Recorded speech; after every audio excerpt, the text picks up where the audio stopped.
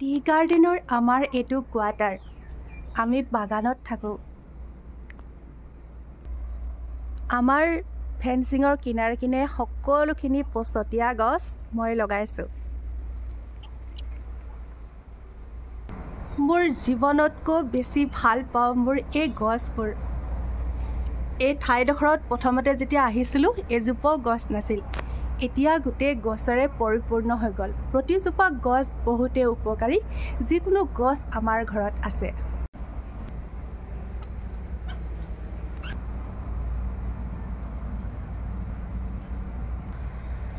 নেদেখাসকলক অকণমান দেখালোঁ। অমিতা গছতে পাণ গছ, বেল গছত পাণ গছ, সেইজোপা বেল গছ।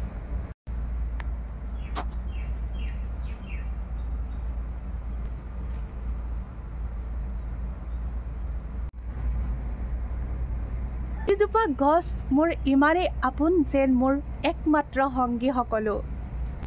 কিন্তু চাকৰি শেষ হ'লে এৰি গুচি যাব লাগিব ন ইয়াৰ পৰা। সঁচাকৈ কওঁ যে আমাৰ নিজা ইমান মাটি নাই। জাষ্ট ঘৰটোৰ বাহিৰে যোৰহাটৰ য'ত আমাৰ নিজা ঘৰ আছে, এইটোৱে মোৰ জীৱনৰ আটাইতকৈ দুখ যে মোৰ মাটি এডোখৰ নাই য'ত মই গছ ৰুব পাৰিম। বৃদ্ধ বয়সলৈকে যদি জীয়াই থাকিব পাৰোঁ, গছখিনিৰ মাজতে থাকিব পাৰিম। কওকচোন, গছবিলাকে আমাক জীয়াই থাকিবলৈ উশাহখিনি দিয়াৰ ওপৰত আমাক খাদ্য প্ৰদান কৰে। তাৰ ওপৰত আমাক সকলোতকৈ জীৱনটো কেনেকৈ আমাৰ সুস্থ কৰি জীয়াই ৰাখিব পাৰোঁ আমি নিজকে, সকলোখিনি আমাক গছে প্ৰদান কৰে। যদিহে আমি গছক ভাল পাব জানো আৰু গছৰ ভেলুবিলাক জানিব পাৰোঁ, নহয়নে? এতিয়া আহোঁ আজিৰ টপিকটোলৈ। দুদিনমানৰ আগতে মই এটা সাক্ষাৎকাৰ চাই আছিলোঁ ডক্টৰৰ। তেওঁ উল্লেখ কৰিছিলে হিন্দী ভাষী ডক্টৰজন, এজন ব্যক্তি কেনেকুৱা ভূমি আমলা সেৱন কৰিয়ে তেওঁ সকলো ৰোগ নিৰাময় কৰিছিল।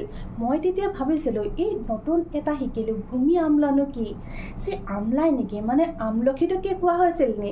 তেতিয়া মই জনা নাছিলোঁ। এটা জনাৰ ইচ্ছা, তাৰমানে কি বস্তু। ফাৰ্ষ্টত মই এইটো চাৰ্চ কৰিলোঁ, গুগলত চালোঁ। তাৰপিছত মই আপোনালোকক যিটো ভিডিঅ' দিছিলোঁ লিভাৰৰ সম্পৰ্কে, তাত শেষৰ ফালে উল্লেখ কৰিছিলোঁ এটা আয়ুৰ্বেদিক মেডিচিন যিটো ভূমি আমলা আছিল। বহুতে হয়তো স্কিপ কৰি ভিডিঅ'বোৰ চোৱাৰ কাৰণে লাষ্টত সেইটো গম নাপালে।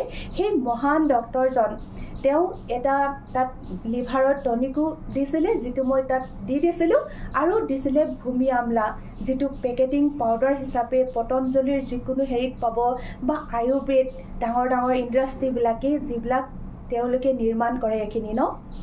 এতিয়া আপোনালোকক মই এটাই কথা কৈ থওঁ, বহুতে ভাবে মোৰতো বেমাৰ নাই, মই কিয় চাম? জনাত আপত্তি কি?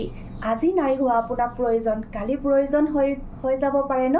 তো জানি থ'লে বহুতে কামত আহে। সেইকাৰণে মই কওঁ এটা যেতিয়া ভিডিঅ' যুগুত কৰোঁ, ময়ো বহুখিনি আধা ৰাতিলৈকে মই অধ্যয়ন কৰোঁ, যাৰ বিনিময়ত আপোনালোকক মই ভিডিঅ'টো প্ৰচেছিং কৰোঁ, আপোনালোকৰ মাজলৈ আগবঢ়াই দিওঁ। যথেষ্ট কষ্ট জড়িত থাকে মোৰো। গতিকে যদিহে আপোনালোকে শেষলৈকে ভিডিঅ'টো চাই আপোনালোকে উপকৃত হ'ব। কাৰণ অযথা কথা নিশ্চয়কৈ মই বকি থকা নাই হয়তো। আজি যদিও মই দুআষাৰ বেছি কৈছোঁ ন। সঁচাকৈ মই এই বনবিধৰ বিষয়ে জনা নাছিলোঁ। মই বাৰীত কাম কৰাৰ পৰা যিসকলে মোৰ ভিডিঅ' চাই নহয়, মই কিমান কাম কৰোঁ জানে? মোৰ হাতখন ল'ৰাৰ নিচিনা।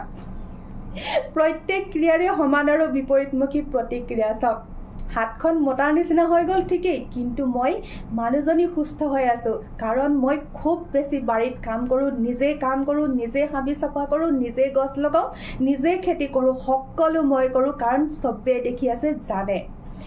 এতিয়া এটা কথা হ'ল, মই নিজে হাবিখিনি উঘালি পেলাই দিওঁ, সেইটো অদৰকাৰী গছ বুলি জনা নাছিলোঁ। এইটো যে লাখটকীয়া গছ। তো ফটকেনে সাৰ পাই ৰাতিপুৱা উঠি চাইছোঁ যে আমাৰ বাৰীত আছেনে বাৰু গছবিধ। বহুত বেছি ভাল লাগি গ'ল। কিয় জানে? কাৰণ এতিয়াও বহুখিনি আছে য'তে ত'তে। এতিয়া ভাবিছোঁ মই কেতিয়াও আৰু উঘালি নেপেলাওঁ। আমাৰ বাৰীত ক'ত ক'ত আছে মই অকণ দেখাই দিওঁ, অলপ চিনাকি কৰাই দিওঁ সকলোকে ন। এইবিলাক ভাতকেৰেলা আৰু দাংবডি দি থৈছিলোঁ, মই জাষ্ট চাফা কৰি পেলাম বুলি ভাবিছিলোঁৱেই। এতিয়া মই কিন্তু কেতিয়াও আৰু উঘালি নেপেলাওঁ। এইজোপা গছ আপোনালোকৰ বাৰীত নিশ্চয়কৈ হ'ব। বিশেষকৈ বৰষুণৰ ছিজনত খুব বেছিকৈ হয়, যি আমি নজনাৰ কাৰণে উঘালি পেলাই দিওঁ। চাওক, এইখিনি আপোনাক জীৱন দিব পাৰে, সিমানেই ক'লোঁ। আপুনি ইয়াৰ ইয়াৰ উপকাৰিতা জানিলে বেক সাইডটোত মন কৰক আমলখিৰ নিচিনাকৈ গুটি লাগে চাওক আমলখিৰ নিচিনা সেম টু সেম গছজোপা ন ইয়াক বোলে বন আমলখি কয় আজিহে মই জানিলোঁ এইজোপা গছ উভালি আনিছোঁ যদিও মই আকৌ টাব এটাতে লগাই থম এতিয়া চাওক এই গছজোপাৰ উপকাৰিতা কি জানেনে আপোনাৰ যিমান যেনেকুৱা লিভাৰৰ প্ৰব্লেম লিভাৰ ডিটক্স কৰাই হওক আপোনাক থাম্বনেইলখনত মই পেকেট এটা দি থৈছোঁ তাত চাব তাত লিভাৰ ডিটক্স বুলি কোৱা হৈছে অকল সেইটোৱে নহয় ইমানখিনি আছে ন আপুনি কল্পনা কৰিব নোৱাৰিব আস্থা চেনেল নামৰ এটা চেনেল আছে টিভিত যিটো আচাৰ্য বালকৃষ্ণদেৱে বৰ্ণনা কৰে তেওঁ যথেষ্ট গছৰ বিষয়ে মই তেওঁৰ পৰা বহুখিনি শিকিছোঁ পাৰিলে আস্থা চেনেলটো চাব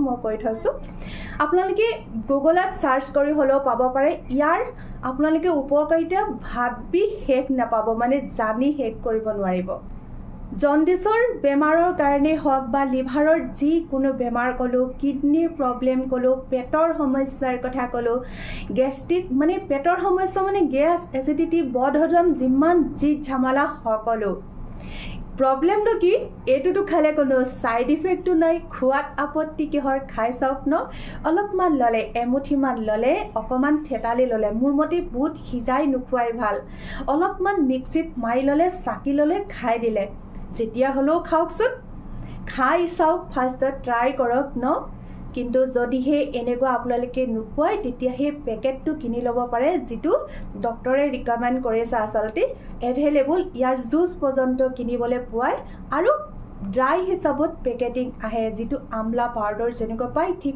এনেকুৱাই পায় এতিয়া যাৰ যাৰ আছে তেওঁক মই কৈ থওঁ যা এমুঠি আপোনালোকক ক'লোঁ তেনেকুৱা মিক্সিত মাৰি আপুনি তেনেকুৱা খাব পাৰে বহুতখিনি নল'ব মোটামুটি আন্দাজমতে ল'ব আৰু মেইন কথা হ'ল সৰু ল'ৰা ছোৱালীৰ মুখখন চেলি যোৱা জিভাৰ প্ৰব্লেমৰ সেইদিনা ভিডিঅ' এটা দিছিলোঁ সেইটো কিয় হয় লিভাৰৰ প্ৰব্লেমৰ কাৰণে হয় এতিয়া সেইটো কাৰণে সৰু ল'ৰা ছোৱালীক আপোনালোকে অলপমান ছিঙি ল'লে ছিঙি পেলাই ঠিক তেনেদৰে মিক্সিত মাৰি পেলাই চাকি পেলাই আপোনালোকে সৰু ল'ৰা ছোৱালীকো খাবলৈ দিব যিটো জিভাৰ যিটো চেলি যোৱাৰ প্ৰব্লেম এচিডিটি প্ৰব্লেমৰ কাৰণে হয় বুলি কৈছিলোঁ ন এতিয়া সেইটোৱে এতিয়া যদি আপোনালোকৰ কেতিয়াবা খুব খজলি হ'লে মানে কি কৰিব কৈছে ইয়াৰ পাত অলপ ছিঙি অলপমান নিমখ ল'ব কৈছে নিমখত ভালকৈ মোহাৰি আপুনি খজলি হোৱা ঠাইত ঘঁহিবলৈ কৈছে খুব জলদি ভাল হৈ যায় আৰু কৈছে আপোনালোকক খুব ঘাঁ মানে পুৰণি ঘাঁ যিটো শুকোৱা নাই সেই ঘাঁটো ইয়াৰ পাতেৰে পেষ্ট বনাই পেলাই আপোনালোকে সেই ঘাঁটোত লগাবলৈ কৈছে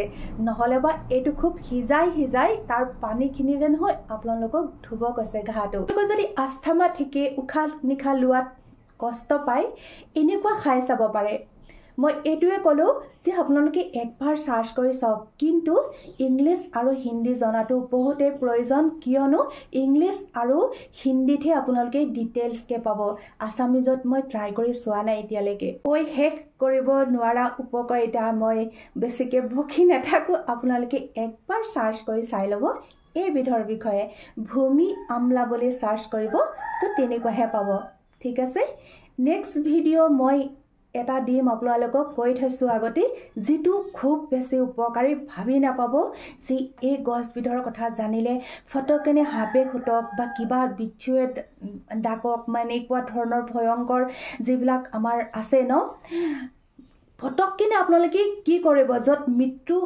মুখৰ আগত থাকে তেনেকুৱা এটা ভিডিঅ' লৈ আহিম তো যদি চাই নিশ্চয়কৈ চাব আৰু কমেণ্টত জনাব কেনেকুৱা পালে আজিৰ ভিডিঅ'টো চাই যদি উপকৃত হয় মোৰ বহুতেই ভাল লাগিব আৰু কমেণ্ট কৰি জনাব মোৰ ইমানখিনি কষ্ট কৰি মই এটা ভিডিঅ' দিওঁ অকণমান মৰমতে লাইক এটাই দবাই দিবচোন যদিহে ভাল পায় এটাই মই আপোনালোকক দি ক'ব পাৰোঁ মই কেতিয়াও ভুল তথ্য আপোনালোকৰ ওচৰত দাঙি নধৰোঁ ইয়াকে ক'লোঁ বহুত ধন্যবাদ জনালোঁ ভিডিঅ'টো শেষলৈকে চোৱাৰ কাৰণে আৰু মোক মৰম দিয়াৰ কাৰণে আজিলৈ ধন্যবাদ